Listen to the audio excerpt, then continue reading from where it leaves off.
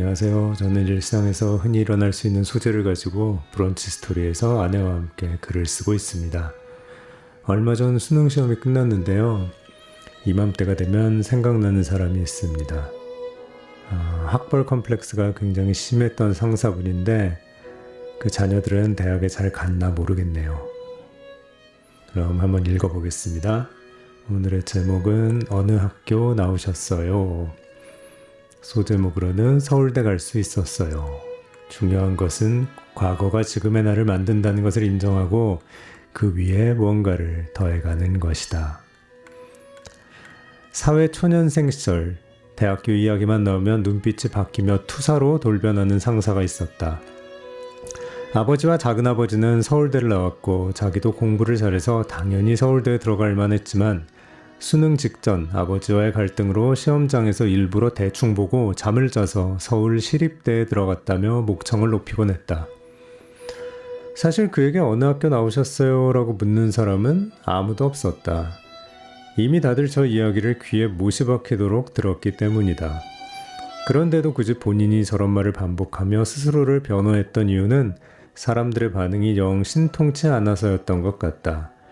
자기 말이 설득력이 없어 보이니 답답해서 더 주장을 하고 그럴수록 사람들은 피로감을 느끼는 악순환에 빠졌던 것이다. 비록 서울대가 아닌 서울시립대를 나오긴 했지만 자신은 원래 그 정도 수준의 사람이 아니라며 목소리를 높이던 그의 모습을 초라하게 느낀 것은 나뿐만은 아닐 것이다. 어떤 학교를 나왔건 사람들은 현재의 태도와 성과에 더 관심을 두는 법인데 자꾸 본인이 저리 말을 해서 학벌이 떨어져서 열등감이 있네라는 평가를 받는다는 것을 본인은 모르는 것 같아 딱하게 느껴지기도 했다. 저 상사는 학벌에 대한 열등감을 숨기려 했지만 아이러니하게도 반복적인 자기 변호가 그 열등감을 더 드러냈다.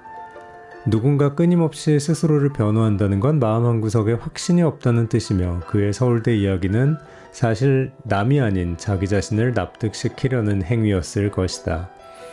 나는 충분히 그럴 만한 사람이야 라고 말하면서도 실제로는 자신에게조차 확신이 없기에 자꾸만 저 말을 반복했던 것 같다.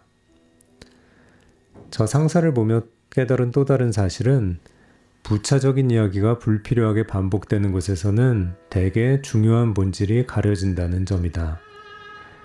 그는 비슷한 연배의 명문대 출신들에 비해 책임감이 강했고 항상 동료들을 배려했었다. 업무 능력 역시 앞서면 앞섰지 뒤처지지 않았고 인간적인 매력도 상당한 사람이었다. 그 자체로도 충분히 인정받을 만했으나 과도한 학벌 이야기로 인해 그의 진가가 빛을 발하지 못하는 느낌이었다. 그런 면에서 그는 스스로 자신의 가치를 흐린 셈이었다. 과거의 한 장면, 그것도 이미 돌이킬 수 없는 사건에 얽매여 현재를 살아가고 있는 그의 모습이 안타깝게 느껴졌다. 만약 학벌에 대한 아쉬움을 극복하기 위해 다른 방법으로 노력한 이야기를 했으면 어땠을까? 그랬다면 그의 이야기는 단순한 변명이 아닌 성장의 증거로 들렸을 것이다.